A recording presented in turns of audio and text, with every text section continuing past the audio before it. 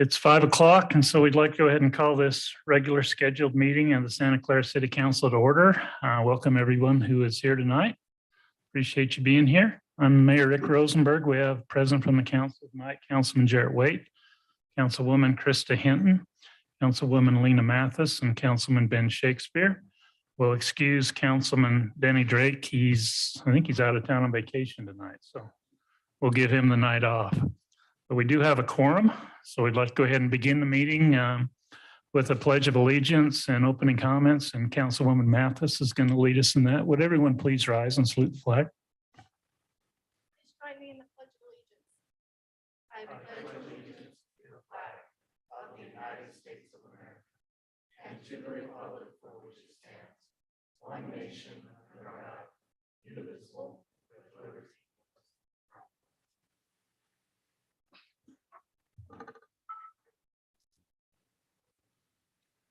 Our dear Heavenly Father, we are grateful to be gathered here this evening. We are grateful for this beautiful place we have to live and for the citizens that we get to serve. We are grateful for the many blessings that we receive from thy hand. And we ask that thou would bless those within our community that with the needs that and the help that they need.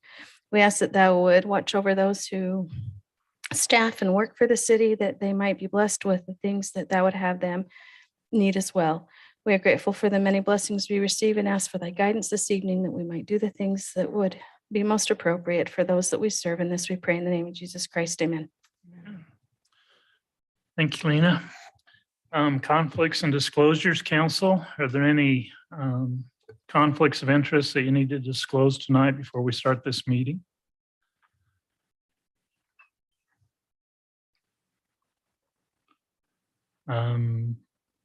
If not, then we'll go ahead and go to item number 4 on the working agenda. We do have several public hearings tonight. The first public hearing is to receive public input regarding the Washington County Water Conservancy District water fee increase. Dustin, are you doing this one?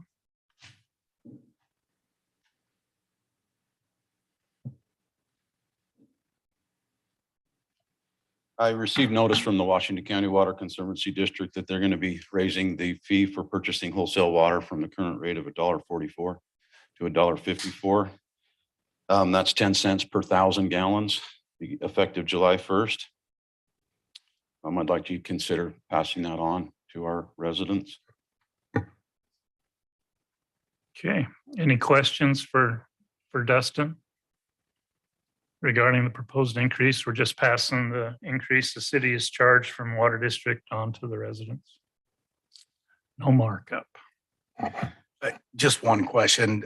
In the conversation, have they discussed future plans, pricing? Do they have any idea what we're looking at down the road, or they're going through their capital facilities plan update right now. And so we'll be getting more information on that. I think they said it was going to be done later in the year, the end of the year.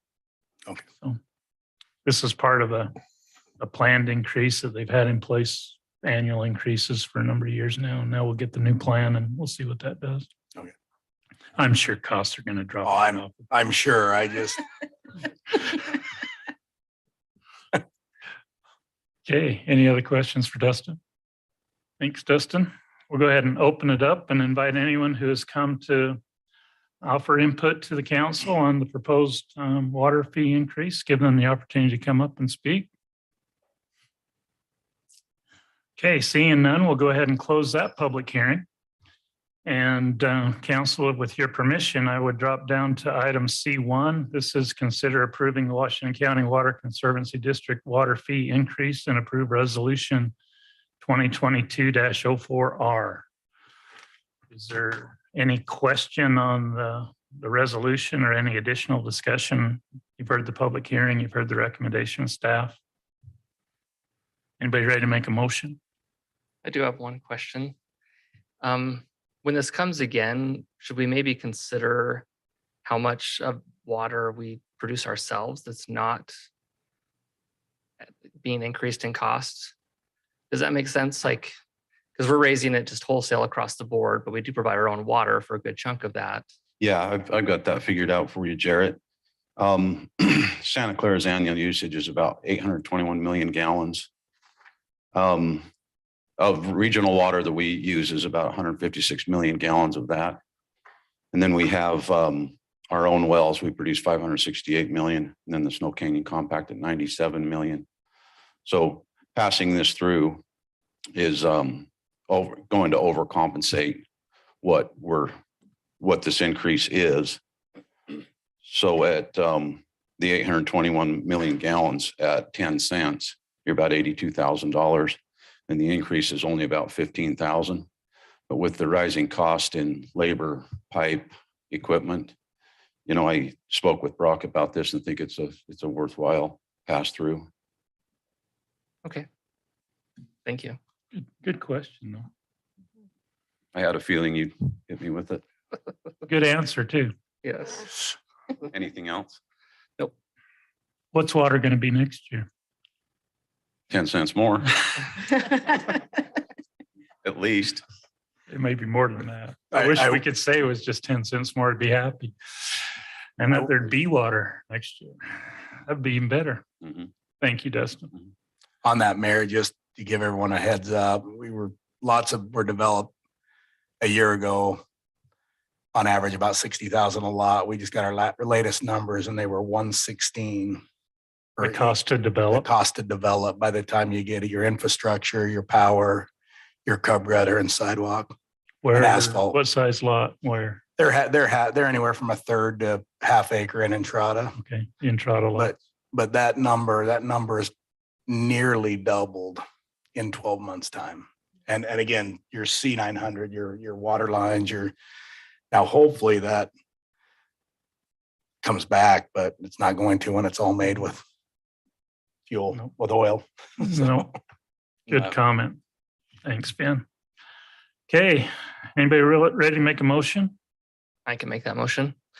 I move that we approve the proposed water increase and approve resolution 2022-04R, which raises it by 10 cents across the board. I'll second that. Okay, got a motion by Jarrett and a second by Krista to approve the Washington County Water Conservancy District water fee increase and approve resolution 2022-04R as presented. Any question on that motion? All in favor, let's do roll call. Ben, Aye. Lena, Aye. Krista, Aye. Jarrett? Aye. Passes unanimously. Thank you, council. The second public hearing is to receive public input regarding the regional wastewater rate increase. We can't increase the cost of water without increasing the cost to treat the water. So tell us about this one, Dustin. We spoke about this last week in the council or at the work meeting. This has been asked by City of St. George regional wastewater. They want to increase it by 10%. That's basically $1.15 per unit. Right now, our rate is at $23.40. I propose passing on that $1.15 and raising it to $24.55. Commercial the same. Commercials at 30, raising it to $31.15. In the letter from St. George, did they give any reasons? Is it just inflation or are they they- expanding the plant? They need to upgrade a 48-inch sewer outfall line down by the plant. So it's part tied to the collection, the regional collection system that Yes. delivers it to the plant. Same thing is going to Ivans in Washington, who are also on that line. Any questions for Dustin, council? Thank you, Dustin. Okay, we'll go ahead and open this one up to, this is a public hearing. Anyone who has come to offer public input regarding the regional wastewater rate increase, give you the opportunity to come up and state your name and offer your input. Seeing none, we'll go ahead and close this public hearing. And with your permission, council, go down to item C2 on the agenda and consider approving the regional wastewater rate increase in resolution 2022-05R. Any questions regarding the rate increase or the resolution, council? Mayor, I should have asked why Dustin was up here. Specific to some of our outlying areas, they're still on septic. Again, we're building these reuse reservoirs. And yet there's still quite a few areas that are, I don't know if they've got to line up into Diamond Valley yet, or a lot of those areas are still on septic. Is there plans to get out? I mean, even Machicanta and things like that, or? I've never heard of any. Just, I haven't either. Like Dameron Valley has their own treatment system. They're covered by one of the county special Okay, sewer districts like Ash Creek covers Hurricane and Laverican and Tokerville. There's been, some discussion. Ivan's considered a separate treatment facility. Did a feasibility study on that a year or so ago, and the cost came back still pretty cost prohibitive compared to paying the St. George Regional. I think typically the ordinances require if you're within 600 feet of a sewer that you have to connect to it. So as the cities expand, maybe. a long range plan, they'd like to see everybody tying into the plant just because that provides that flow instead of putting it in the ground. It goes down, can get treated, and we can use it again long term. It also can eliminate some groundwater issues. I think some of the groundwater issues that Santa Clara sees, like the landslide and that, is probably a result of the Ivans Bench being entirely on septic for years and years and years and years, and that water is just making it down under the city. So it can eliminate some of those problems. But it boils down everything outside in the county that's not on the sewer. When the county reaches a certain size and certain density, the county will start pushing for a sewer district and do what they've done with Ash Creek and Dameron Valley. Yeah, it just seems as they're building these storage reservoirs, which totally agree with, that probably not a lot of water, but everything you can get back into there and use it for a second time seems to make sense. So, And there's already codes that if you're within, I can't remember if it's 300 or 600 feet of sewer, you have to connect to it. yeah. They mandate that. If you're not, and then if you've got the bigger lot size, you can still get a septic, but it's harder and harder to get a septic approval down here. Oh, That answer it? yes. Okay, any other questions? Okay, then I'd look for a motion regarding item number C2. I'll make that motion that we approve the regional wastewater rate increase in resolution 2022-05R at a 10% increase. Is that what that was? Correct. Thanks. I got a motion by Ben. Do I have a second? Second. Second by Lena. Any question on that motion, council? Money item roll call. Jarrett? Aye. Krista? Aye. Lena? Aye. Ben? Aye. Motion passes unanimously. Council, the third public hearing is to receive public input regarding the fiscal year 2022-2023 final budget. I know we've had a lot of discussion on this. Deb, you're up.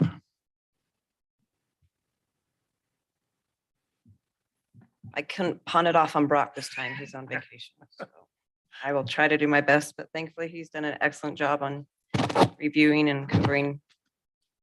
But I also want to thank everyone that went in, helped with this process, because it's a really big process, and everyone, but solely Christelle for her awesome work on the budget book that we just got.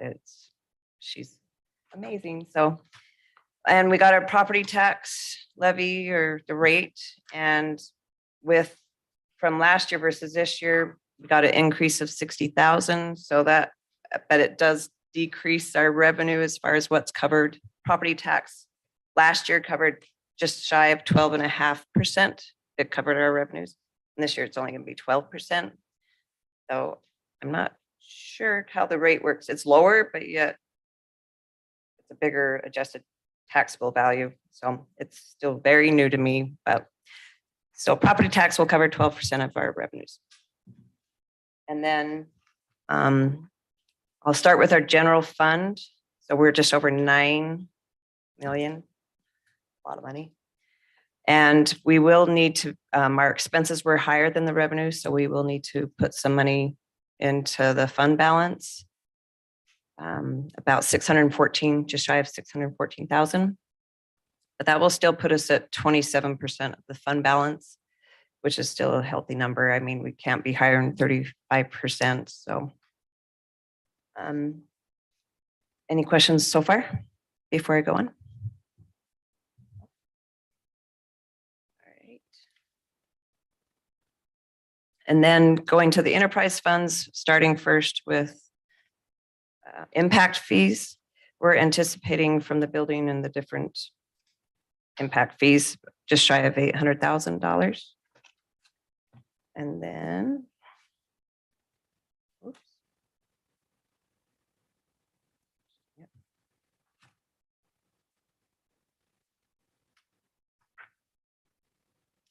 The water fund, we're looking at 2.6.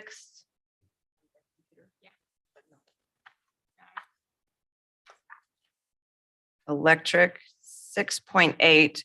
We were originally going to be needing quite a bit from the fund balance on that, but due to the new PCA, I estimated from the 2 months that we had already received that we will be getting some revenue from the PCA.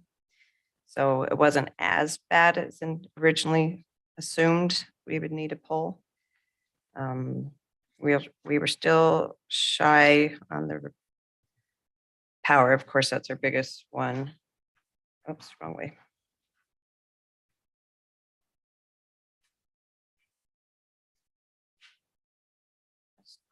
I'm having a heck of a time, sorry.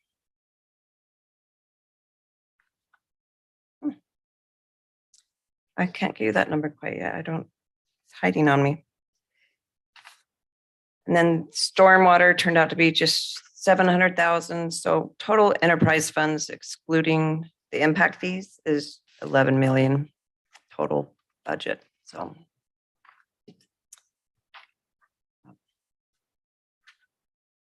again, I don't know how much detail you want since it's just after the review of the tentative budget. Council, any questions, specific questions for Deb before we open the public hearing?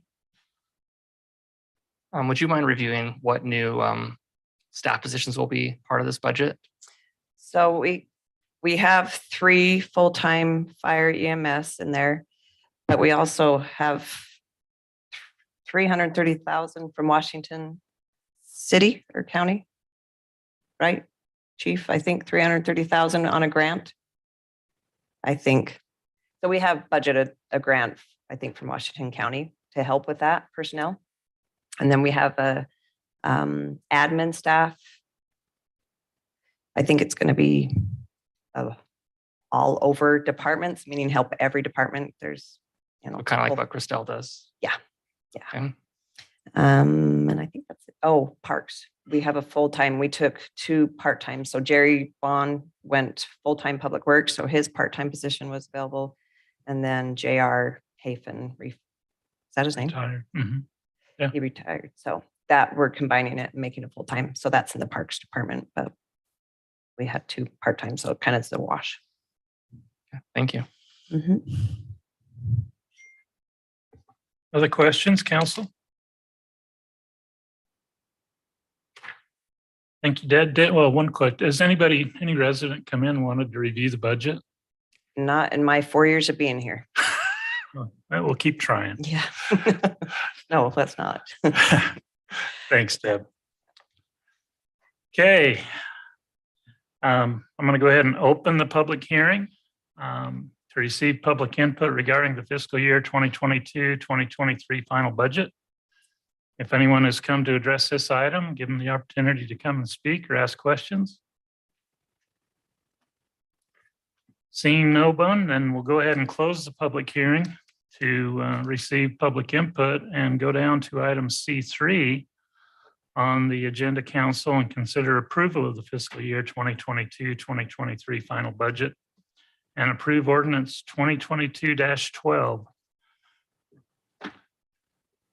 Brock's not here, but if anybody has any questions, I know Deb would be willing to answer. Anyone ready to make a motion?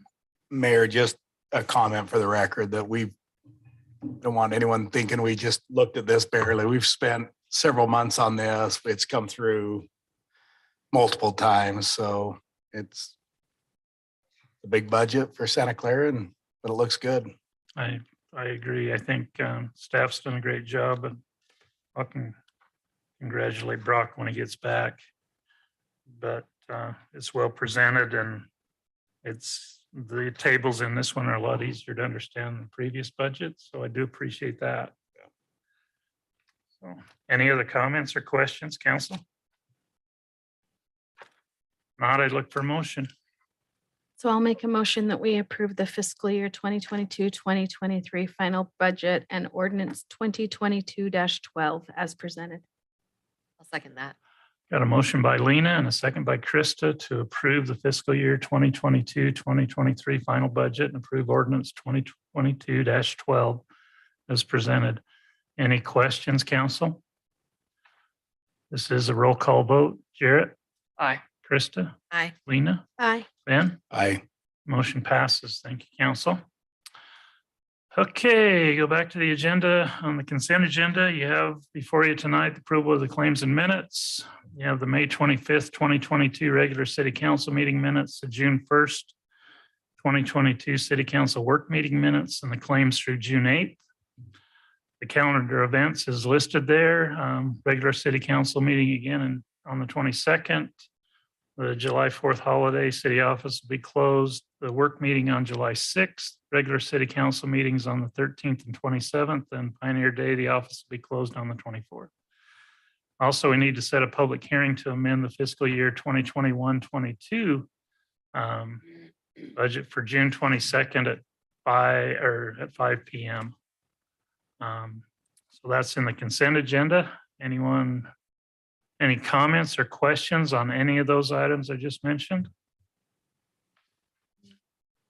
Are we closed on June 20th for Juneteenth that we approved? We created that as a city holiday. Is the city office closed on the 20th for Juneteenth? Yes. Yes. Yes, it is. If Dustin wants to come in and work, he could still come in though. I mean, if he wanted to, just if you wanted. Okay.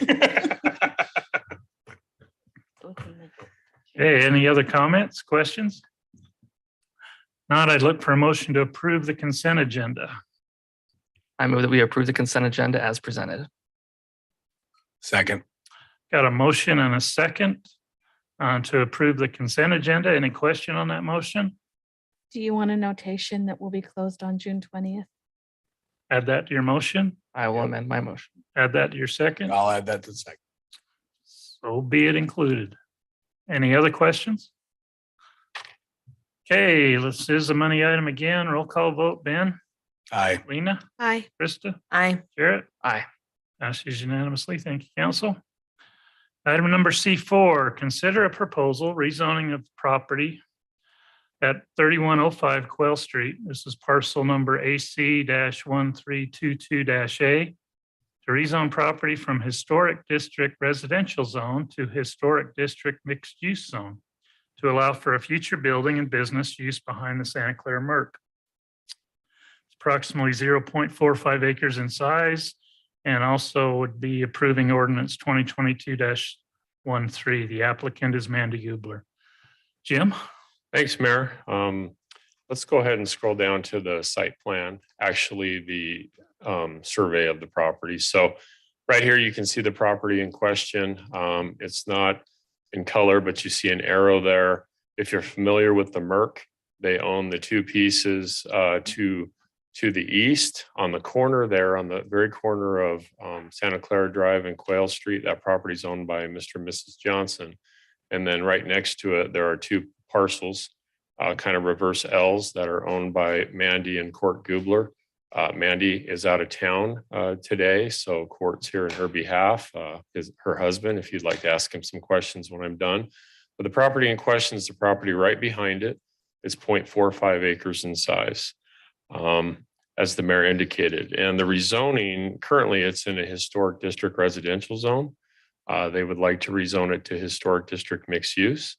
As you know, the Merc took a long time to get that building done and remodeled and built in a way to where Mandy and Court live there now. It's their primary residence. The plan is that they're going to build a building and business in the back that would be associated with the Merck facility. So if we go down to the concept plan or site plan, you can see here, we have a drawing giving you kind of an idea of what could happen on the site in the future. So we have the Merck facility in place, as you can see there, with frontage on Santa Clara Drive, and then the new building, which would have frontage off of Quail Drive and also access to the Merck, you see there. The new building that's proposed is approximately 5,000 square feet.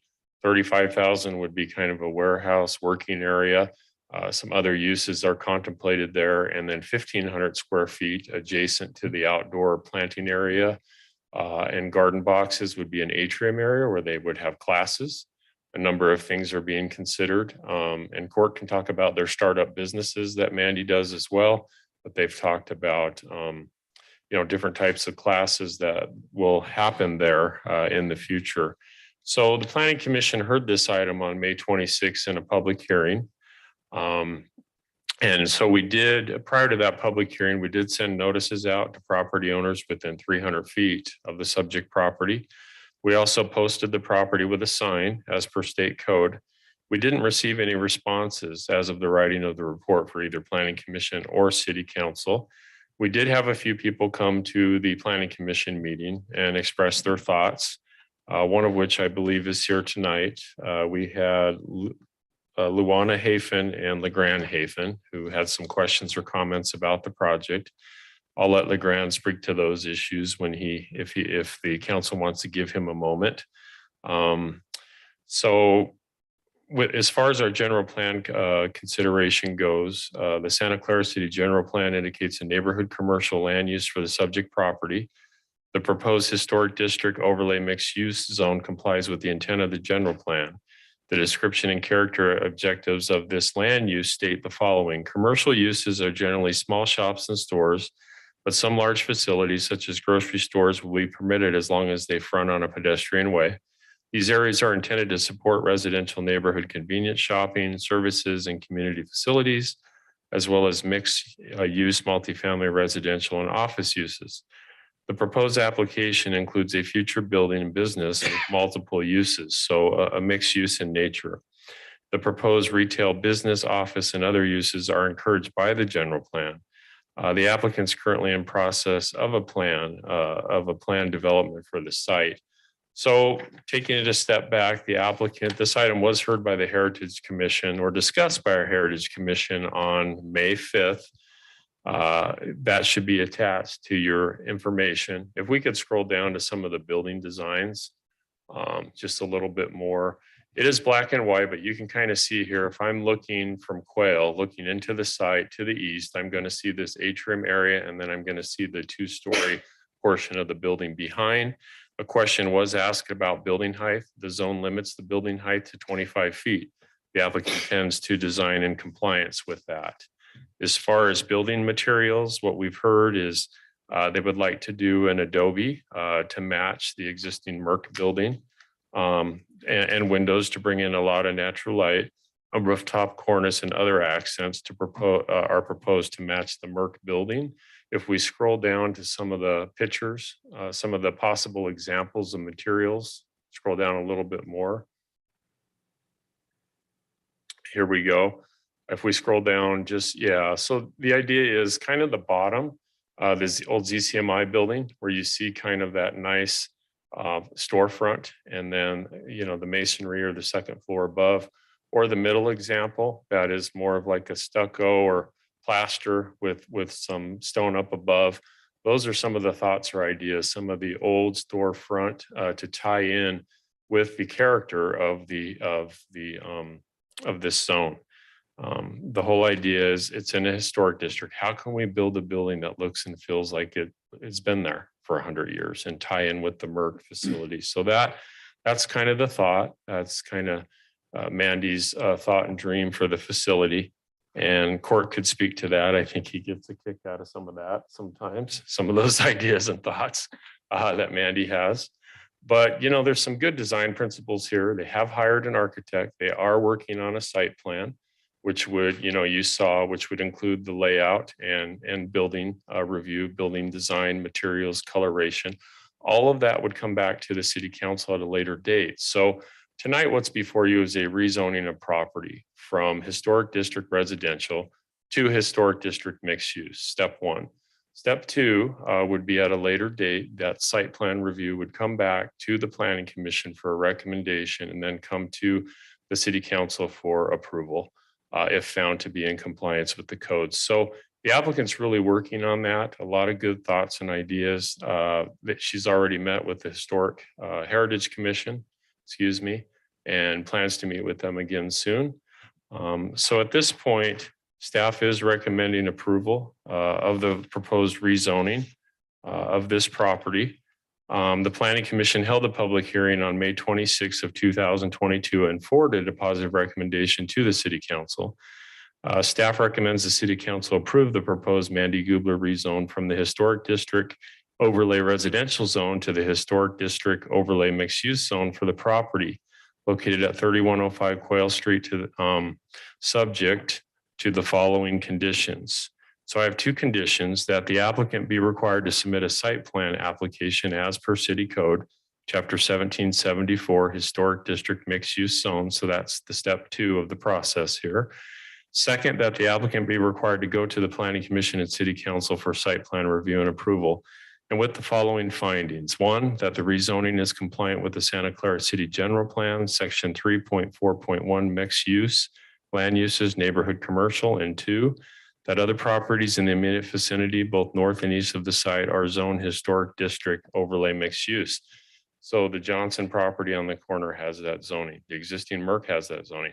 Number of properties across the street, the vacant 3098 property adjacent to the home, address 3086, currently for sale.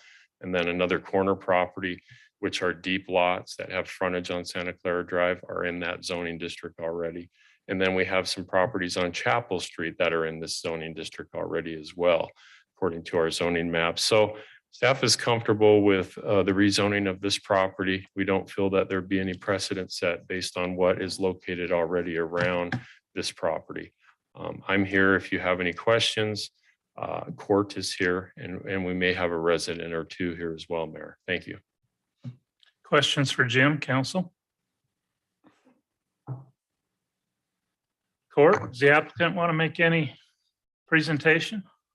I just got a chuckle. Just need you to state your name and address for me. I'm Courtney Gubler, address is 3097 Santa Clara Drive.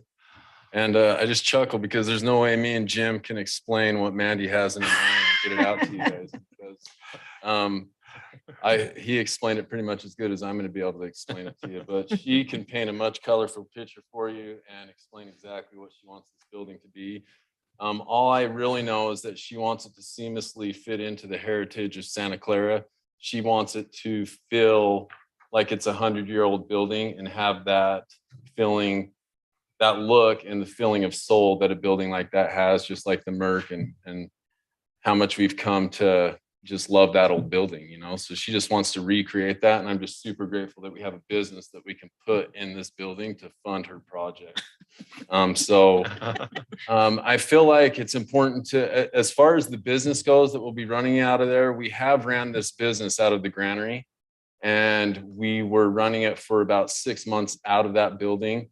And we were having our employees, so we hired about 8 Santa Clara youth that are working for us, and they were parking in this, in the property that we're talking about today for about 6 months. And so foot traffic on a daily basis, you're only going to see about 2 or 3 cars there.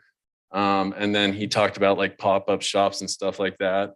And all of that will be able to be contained in the property. I mean, we can kind of, I guess, adjust the amount of people that we'll have coming to that building. So yeah, the business that we will have in that is Happy Happy House Plant. It's an online business. So all we do is do fulfilling and shipments out of there.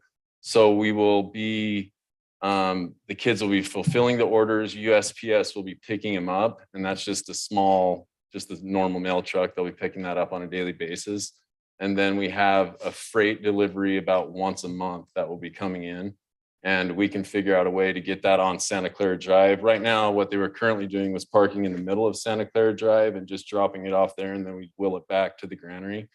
So there's definitely different ideas that we can run as far as the freight goes and getting that into the building in the warehouse. So I don't know. I just feel bad Mandy's not here to build up her dream because I just hold on to her and that's how it goes, you know?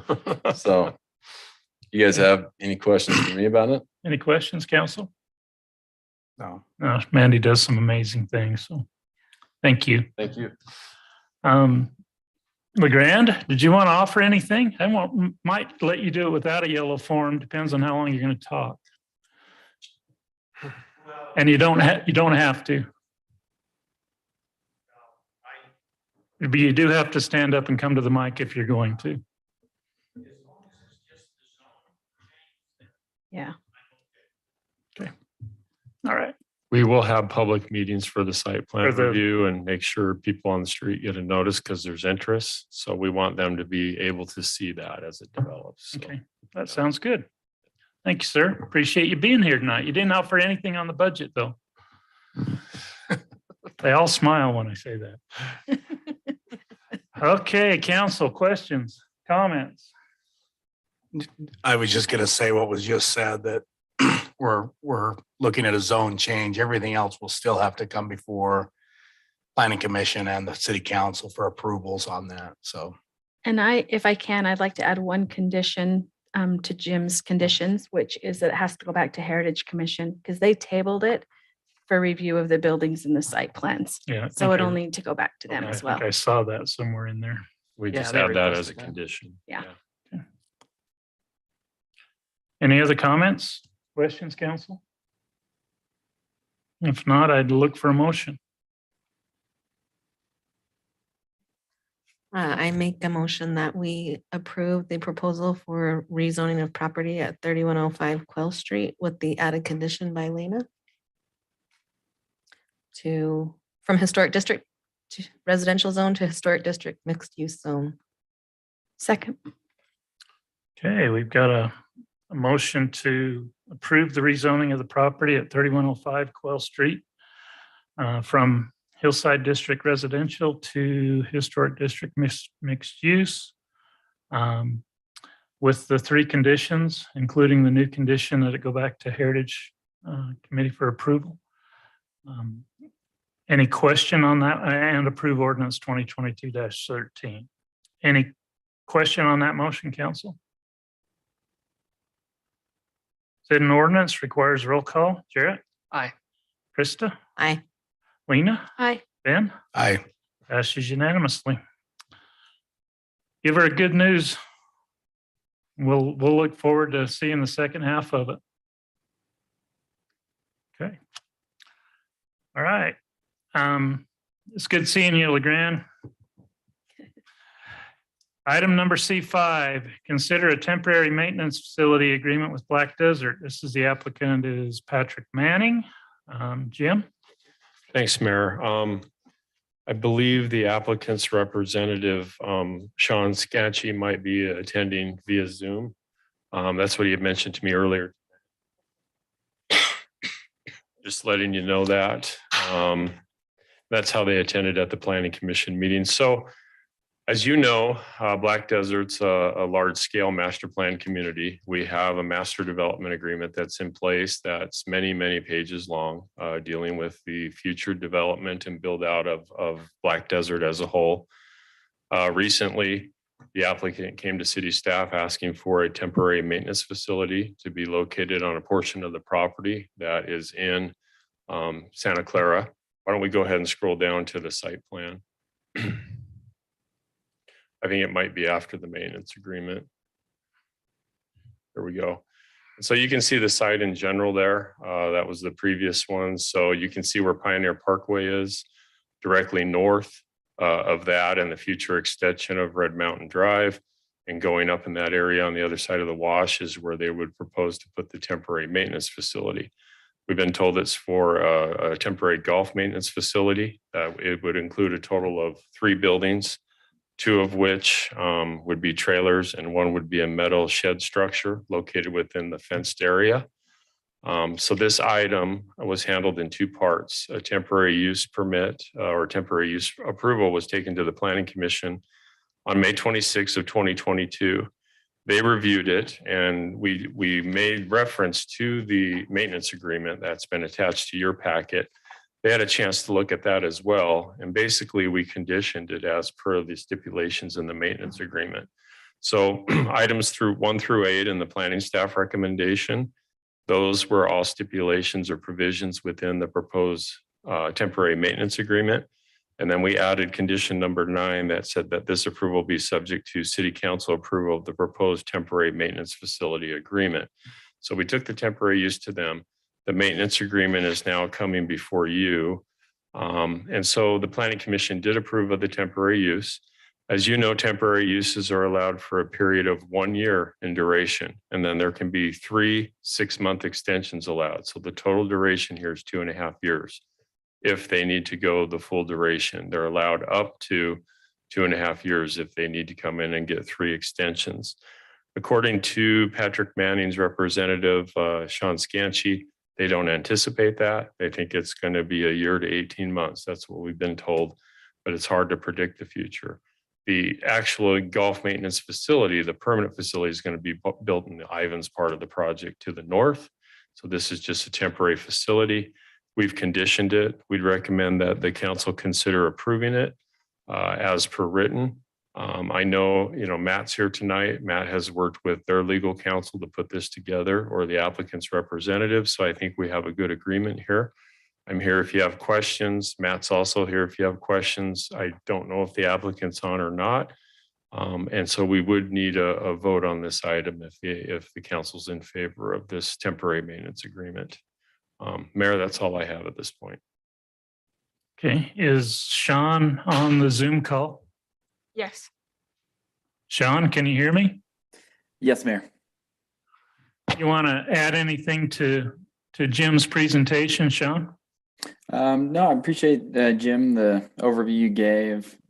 It's a short-term facility we're looking to put here. We've already discussed this with Ivan City. We were on their TRC about 3 weeks ago for the permanent maintenance facility. And so again, this was just a short-term facility until that one can be built up in Ivans. Sean, when would you start construction on this facility? So we'd have to submit plans to the building department first, but we're getting those plans put together right now for the shed that we can submit, but we'd like to get it submitted and soon constructed as soon as possible. Is there a restroom facility inside the facility? The trailers do have restrooms. And so are you planning on putting the sewer line in Red Mountain as part of the We temporary? we would connect to a sewer line, yeah. And I'd have to work with our civil engineer. I think this particular plan was done by Alpha Engineering. And so I'd have to see exactly where that sewer connection is, but that's part of our agreement to connect into the sewer line.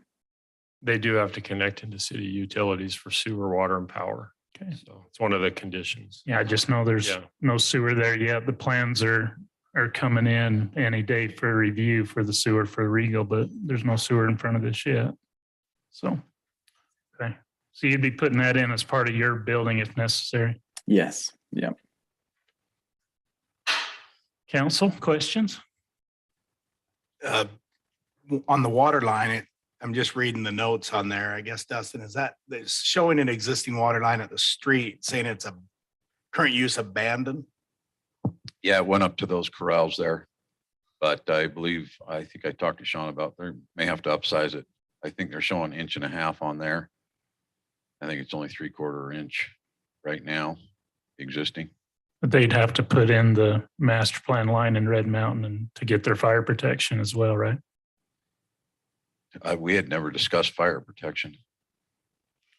So right now it's showing a 2-inch line. And that was my question is, I don't know what's there now, but And I guess maybe back up a step and go to Matt with a question that Matt, does the agreement address the public street improvements and access to this site off Red Mountain? No. like the development agreement for Black Desert required them to bring those street and bridge improvements up to service and maintenance facility. It doesn't Doesn't apply to add the anything- temporary. Doesn't add anything to that. No, just the requirements of the development agreement would apply. Okay. So Sean, are you proposing to use the existing gravel road that goes up to the gravel pit as the access for this facility? Yeah, that's correct. And if that agreement does state that we'll put down some additional aggregate there to prevent dust. Okay, but to chief, does this one require fire protection? I would assume it would. Yeah, I'd have to look. I haven't been at the TRCs for this, but we'd have to look at the code on it, square footage, and then go from there with it. Yep. Just like the sewer, the water line improvements up Red Mountain are included in that Red Mountain Drive improvement plan set that is going in for Regal Homes. It's right adjacent to this. So when that project happens, it'll have all the full services. There just may be some timing issues to get everything you need in for this facility ahead of the main road. But I'm assuming staff's working on that. I think that'd just be the question, just what the code and everything else for, like, again, it's gonna be there a short time and it's gonna be there probably well before that infrastructure gets to it. So I just saw that 2-inch line and then the abandonment, I wasn't sure what we had there. There is a proposed line that connects Desert Village that comes across right in front of this. And so if they did need a hydrant, they could put that line in and bring their fire over and then connect it up after the bridge is built in the future. And that could probably cover their fire. So I think we've got some options staff can work with them on. Do we know what these trailers are going to look like? Yeah, so we're going to relocate the 2 trailers that are in Ivans to this location. So if you go up to the Horse Roundabout, you see the 2 trailers right off of Snow Canyon Parkway. Those are the same trailers. Refresh my memory. Those like the gray, are they gray trailers? Yeah. Mm-hmm. Okay. Yeah, they're just kind of single wide trailers. Okay. I Counsel? have a development agreement question. Because I was reviewing letter P for the roads, and that was some of my same question. I'm assuming that this temporary facility is going to be in place prior to the opening, but they're going to open it and continue to use this temporary facility, correct? So this temporary facility will be used until the Ivans one can be completed. So yes, likely it will be about a year, we anticipate, before we can get the Ivans facility open. And so The golf course itself will be open before then, correct? we anticipate opening 9 holes by the end of this year, correct? Okay, so that's my question. Because in the development agreement, it talks about all sorts of road improvements and washes and things that have to be completed prior to opening of the golf course facility to the public. So how do we make those consistent with one another? I guess my answer to that is I'm not sure that they are inconsistent, because this requirement is for the temporary facilities, which are going in before the golf course.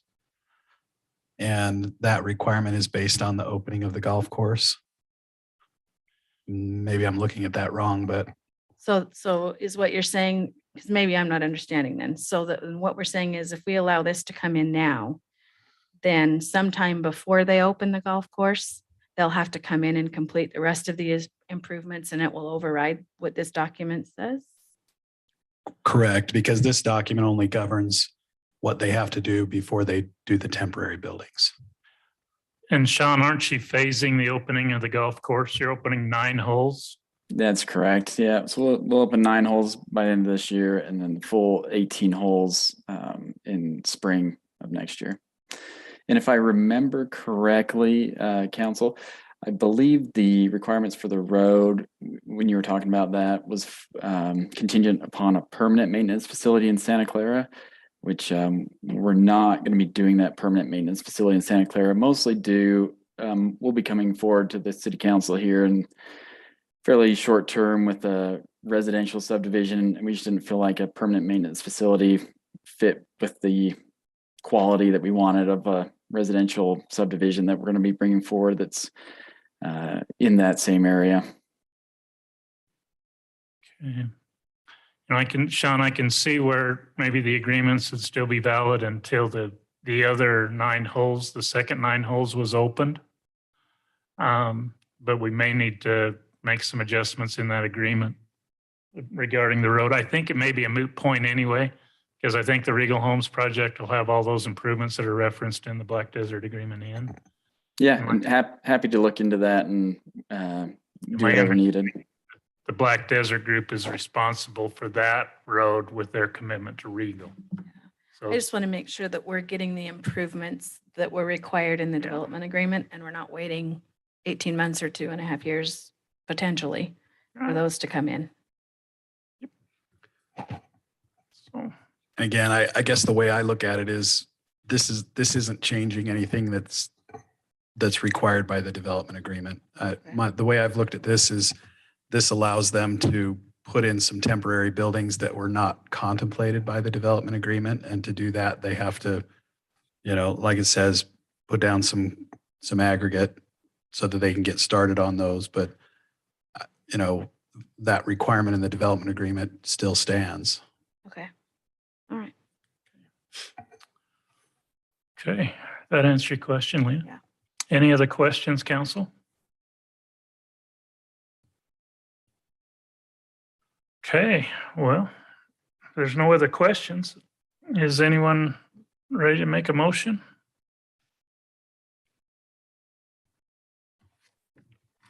Mayor, I'll make the motion that we approve the temporary maintenance facility agreement for Black Desert.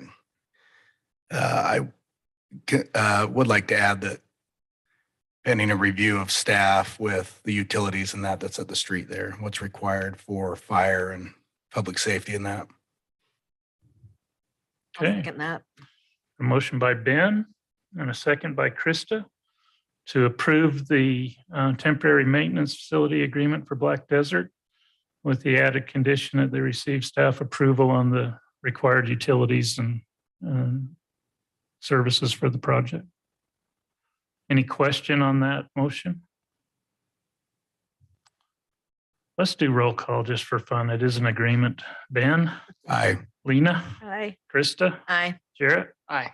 The ayes have it. Thank you. Thank you, Sean. Thank you, Mayor. Thank you, Council. Item number C6, consider approval of an interlocal cooperation agreement regarding official ballot drop boxes. Chris?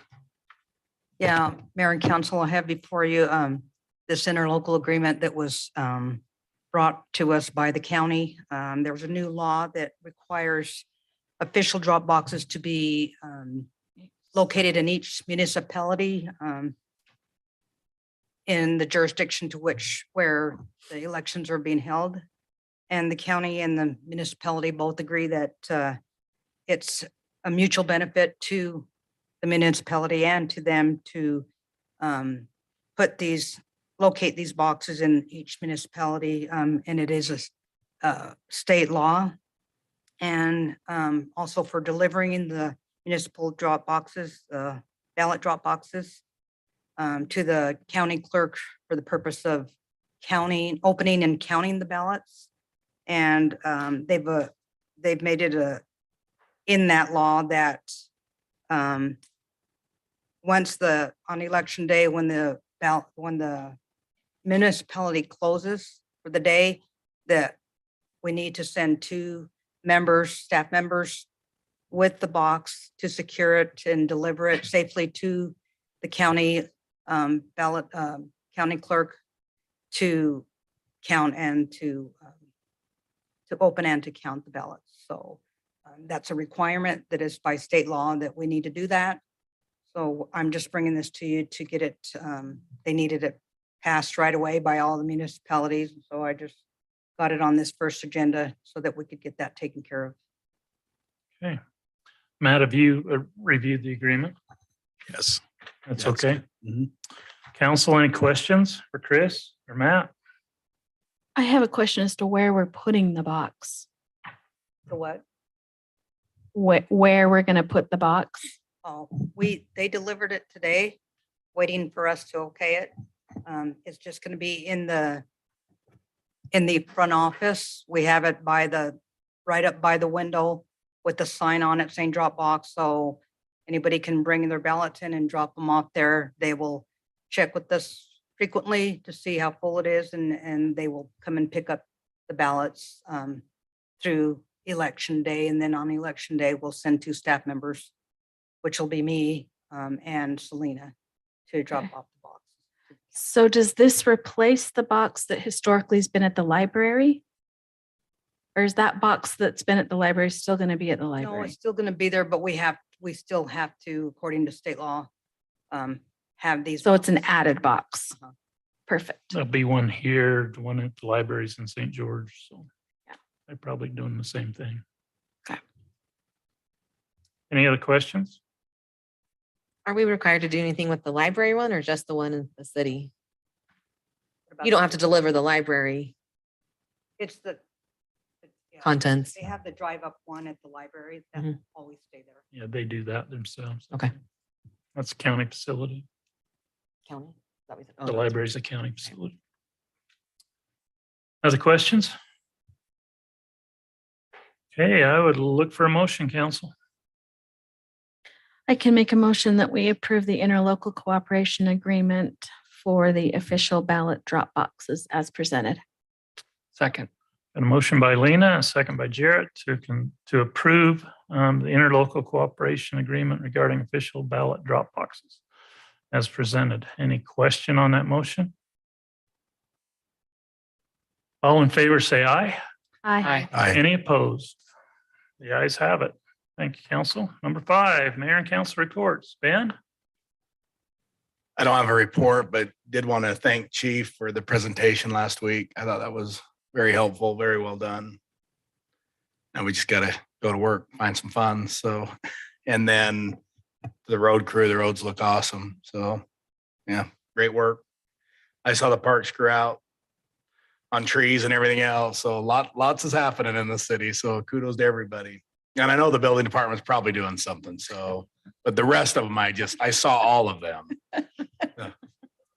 I didn't see them, but I'm sure they're working. I have my city inspector. I can look and see what they're doing out there. But no, just it's great to see. So thank you. Lena? I will ditto what Ben said. We also attended the Ivan City Council meeting to show some support for Chief Parker. And he did a great job. They grilled him pretty good and he did a great job, and Brock did as well. So kudos to both of them. I appreciate you guys being there too. I heard that meant something to the mayor from the mayor, so thank you too. That's nice. We got to talk to a few, at least I talked to a few of the residents. I don't know if you did. It was great. So, we had LPC Monday.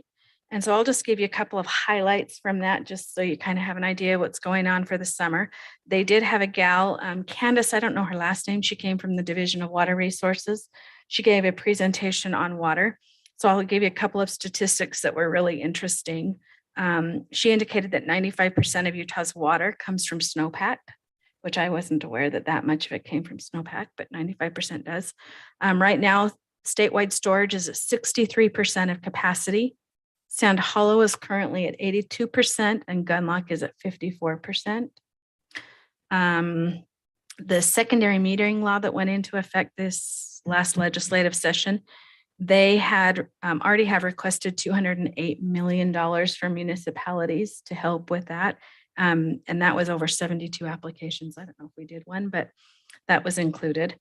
And then they had, and I won't go into lots of details with this because it's just a recommendation to the state of Utah, but there's some changes in some judicial things that are going to be coming down.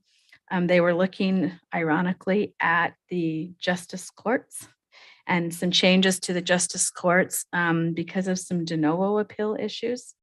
And so this committee that they formed back in 2018 has made their recommendations They completed their studies and they're making some recommendations to the state of Utah.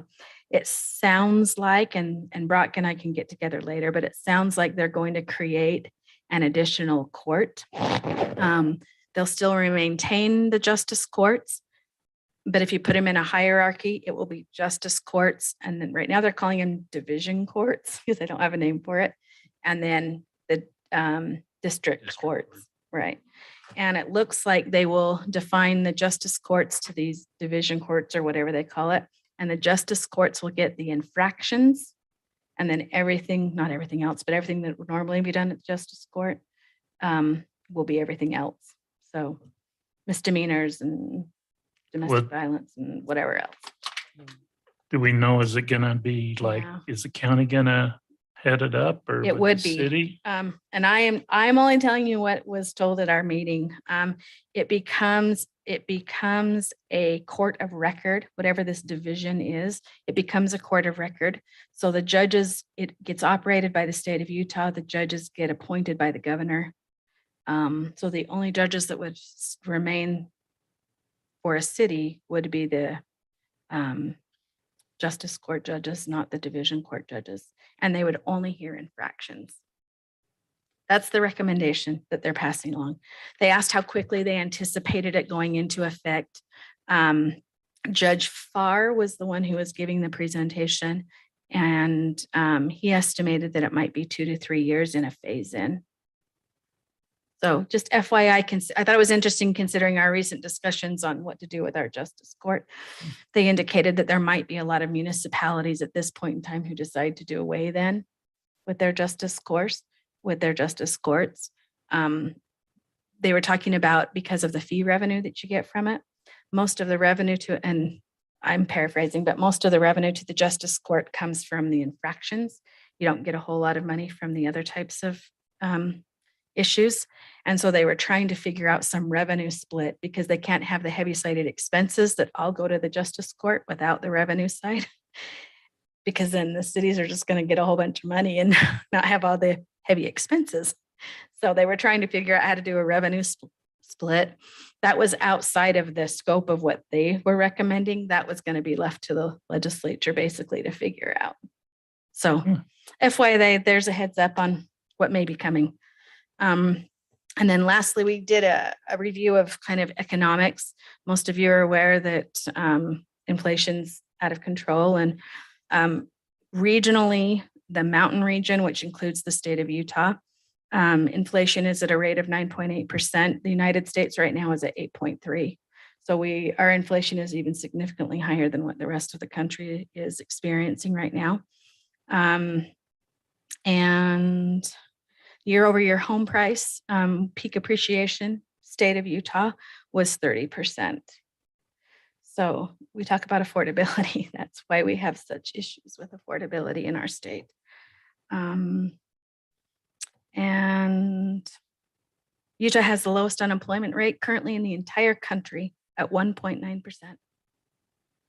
So that pretty much sums up what we talked about. We are starting our individual sub-work groups for the summer.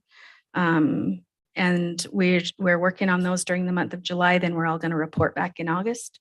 Most of that has to do with housing.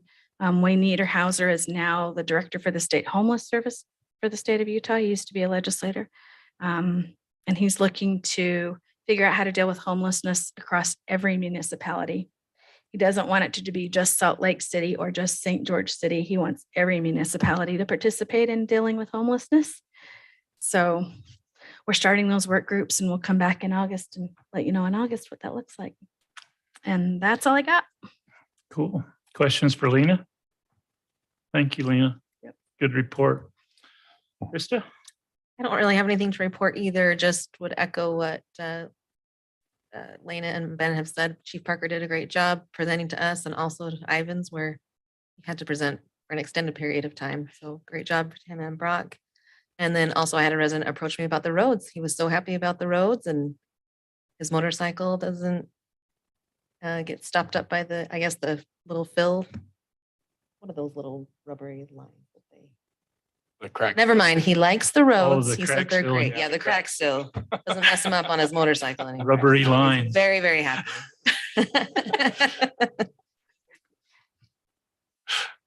Okay, great. Thank you. Garrett? I don't have anything except for, yeah, it was a great presentation by our chief. Good deal. The mayors are still meeting with the water district on the water situation and on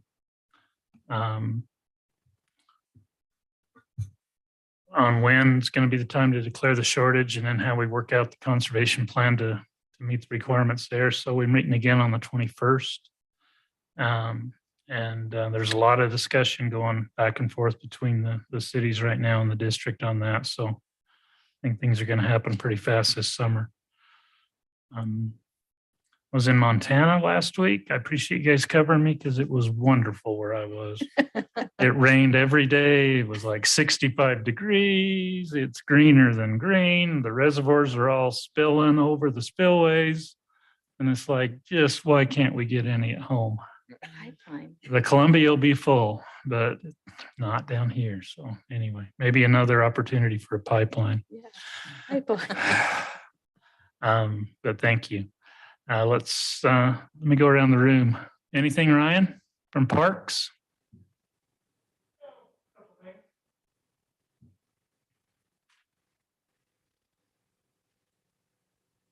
We have a tournament coming up from the 15th through 19th, girls softball. They're going to be using 6 of our 7 fields. So we're going to be busy with that. If any of you like apricots, I'm being told 3-ish weeks, they're going to be ready to harvest. Cool. So the volunteers can do what they can and they're going to announce it to their wards and stakes to kind of in-house come and clean it up. Once that's done, Jim Hetz is arranging to start removing some trees.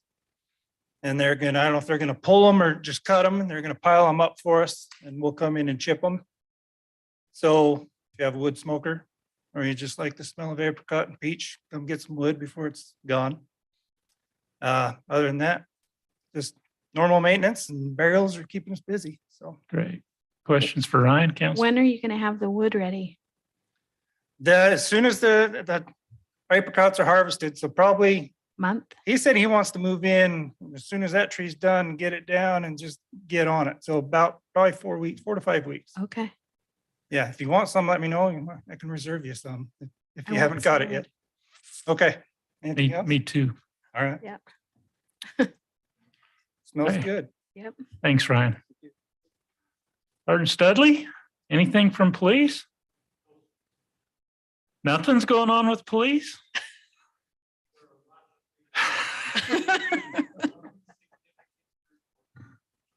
Great. I appreciate you being here. Thank you. Gary? I can give you an update on the generators. Generator number 1, our old unit. We got the turbo installed and they've got it running, got a vibration test done on it and everything looks okay. They're just going to send off that vibration report to the engineers just to see if they see anything. If not, then at least number 1 is ready to go. Unit number 2, the radiator is scheduled to be delivered on the 13th, so Monday. So by the end of next week, we should have generator 2 up and ready. We'll have to do a vibration test on it as well. So those will be done. The 2 new generators are still working on the piping for the fuel and the coolant lines, and then the wiring. The control cabinets are in, and they're working on the wiring on that as well. So they're still hoping maybe the 3rd week in June before they're ready. You did see, I did send you a notice that Pacific Core is going to allow us to run. So we got that letter of all signed and we're good to go for them. SCADA, our new SCADA system, they're running into problems with electronics. Some of the electronic controls and the communication stuff for our Hassel substation is delayed into August. They're going to come in July and try to get our new SCADA system up so we can at least communicate to the new generators, the water tanks, and our Grimshaw substation. the Hassel substation, we'll have to wait until probably September, October to do the upgrade in there. It's during the summer, we're gonna have to take all the load off of that substation, and we can't do that in the summer. We have to wait till it loads down a little bit, but to kill that substation to work on those reclosures. So at least we can communicate with our generators. What else? I will be out of town all next week for the APPA conference in Nashville. The national conference is next week. Other than that, that's about all I have. What's your load up to now? What are you peak loading? Earlier today, I didn't look at it this afternoon, but earlier today it was around 7, around 11 o'clock, around 7 megawatts. Power prices are climbing. Today or yesterday, they were about $125 in the afternoon. This summer's not going to be very good. Just to give you a heads up, it's not looking good for power prices. With gas prices skyrocketing right now, today gas prices was $9.50 a decatherm, where last year it was $2.50 to $3. So it's going to be costly to even run our generators. That comes out to probably about $170 a megawatt for the generation. Are we locked in on a gas rate? We are not. No, the gas market's been fairly good the last several years. So we've never locked in. Hurricane locked in several years ago, and they locked in at a higher price, and they kind of hurt them for a few years. So Jack was always kind of the idea, we'll just buy it daily. And it's been pretty good, except for this year. So right now we can't lock. We wouldn't want to lock in now because it would just be high. So we'll just Right. have to ride it out. And if prices start dropping, we might want to look at hedging gas in advance. Questions for Gary, Council? I actually have one that I just thought of as costs. So our power purchase for the nuclear plant is they've guaranteed a rate of $53 or $58 or 58, yes. with costs soaring, skyrocketing. Is there been any rumblings out there that they're going to be able to maintain that, or have you heard? That's part of the agreement. They said they're going to hold that $58. But it was 58, like in today's dollars. If like inflation occurs, I think that would go up, wasn't it? Like There was it had increases based on that, but again, the 9.8% is an adjusted rate. So are we getting 9.8%? Are we actually getting what? That's where I think we could all look at that and go, it's not 9.8%. I mean, yeah, I've got thinking about that as hopefully things will calm down a bit, but There'll probably be a lot of discussion about that in August. Yeah. It's hard to say what's going to happen in when they start actually construction on the plant, what prices are going to be for material and stuff. But yeah, I don't. Yeah. And I don't think that was there's going to be a delivered. lot to think about. Hopefully we don't have to worry about it, but I think that wasn't the delivered cost either. I think that's just per megawatt. So there did be transmission costs on top of that as well. It's still estimated for completion in 29. Yeah. Yep. Okay.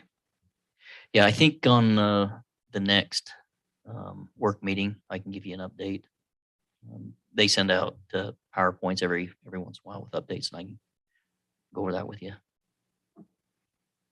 And then everybody saw Doug Hunter is retiring. He's moving on. Mason's taking his position. Yeah, Mason's been with UAMPS for 11 years. They hired him right out of college as their legal counsel, and I think he'll do a good job. He's very intelligent, very good guy. I think. We'll hate to see Doug go. I mean, he's got 45 years in. He's got a lot of knowledge, a lot of experience. And I'm sure he's going to be around to answer questions if we have, UAMPS He's a staff has any Jack questions. consultant. Get Jack. He's a Jack consultant. He could be. Yes, I see that too. Okay. Any other questions for Gary? Thank you, Gary. Dustin? We're having a pre-construction meeting next week with Utopia. We've me, Gary and Jim have done a plan review and they're ready to go and probably going to be seeing some work soon there. Has TDS come in yet? They're supposed to be announcing that they're putting in the same thing. They announced. Do they now? I just Yeah. haven't seen anything come in yet. So, That's about all I have. Any idea where they're going to start? The northwest end. Well, that's where their plans start anyway, working down the Yay. We'll find out in the pre-construction meeting. where exactly it'll start. Councilman Wonder if Wade, anybody had Councilman any Wade didn't influence. have anything. That is Somebody had awesome. A little bit of influence on that one, I'm guessing. Mayor, you're Put the last. Hugler part. Yeah, I'm last. I am dead last. You let us know. We'll do all the legwork. I will go knock on every door. Let them know it's coming. That's all I have. Any questions for me? Your streets guys did a great job. They look really nice. Thank you. Did they get this? I haven't looked at Country Lane. Did they get the intersection striped to include the new additions? They did. They just have to come back and do the arrows. And I think they're coming tomorrow night to just finish up a few more messages. But yeah, I had them do the decel lane and then that split lane on Country Lane. Okay. So it should be all good to go. Did you get some participation from Rick Schofield? They told me to let them know what it's going to be, but stripe is a stripe. We needed them anyway. So I think there's minimal cost, if anything. About $20 million. I They was did. gonna ask if the bike lane on Country or on Canyon View is it already striped or not? Me and Brock talked about that and it's got such a wide shoulder on it. The problem with bike lanes is as soon as you put them in, you've got to keep them up and the striping is so expensive that we didn't feel it was necessary to continue with it. Okay, that's kind of what I figured. Okay. But we did do it on Santa Clara Drive, right? Yes. Okay. Okay, thanks, Dustin. Chief? All right, yeah, so thank you for your guys' support and I think we had some good conversation about the fire department. I'm excited about where it's going, definitely, and we have some good staff and good vision. And the 22nd, we'll be doing badge pinning for our new employees, new hires, captain and the 3 medics will be coming on board. And other than that, we do have some, projects that we're working on, the dispatching technology updates that are happening coming up a few weeks from now and kind of moving into that fiscal year, just moving forward with our plan. So no other specific updates. Anything from me? Thanks, Chief. Scotty? Maybe just to give kudos to Ryan, doing an excellent job, Parks, and these guys are working hard. We're getting some things caught up. And about the only other thing I would add is I got the application back to the state, so they posted it for the judge, and we'll find out it closes on the 27th of, I think, June. So we're going to try to see if we can work something out with that other judge that has filled in a few times. So should be good. Any questions? Questions for Scott? You can ask all of the Brock questions to Scott. I'll get back to you on that. Thanks, Scott. Cody? We're doing very well. Ben and Councilman Shakespeare. Knew you were. You, you don't see us because we're dodging you. You're out there lurking around. No, we're doing good in the building department. Thanks for your support. Questions for Cody? Jim? Anything? Okay, thank you, sir. Christelle, you're in the big chair. Nothing. Okay. Can I get an alibi fire? 10 o'clock work? And Monday? what? 10 o'clock Monday? 10 o'clock Monday? Before I forget for Jared? Before you forget? Yeah. Oh my heck. So for council's information, we're hoping to see just what we can do with the Canyon View Park, the parking lot. Just costs are so high, we're not quite sure if we can pull it off before that big race in the fall, but we're gonna see what we can do. And Brooke's got a few strings she can pull, I think, and we'll see what we can do in-house and just have an informational meeting, see if we can pull something together. That's the Monday at 10 o'clock. Yeah. Okay. All right, we don't have executive session tonight, right, Matt? No. Okay, there's only one item left on there, and that's to motion to adjourn. So moved. Second. I got a motion by Lena, a second by Jarrett. All in favor, say aye. Aye. Any opposed? So you're welcome to stay.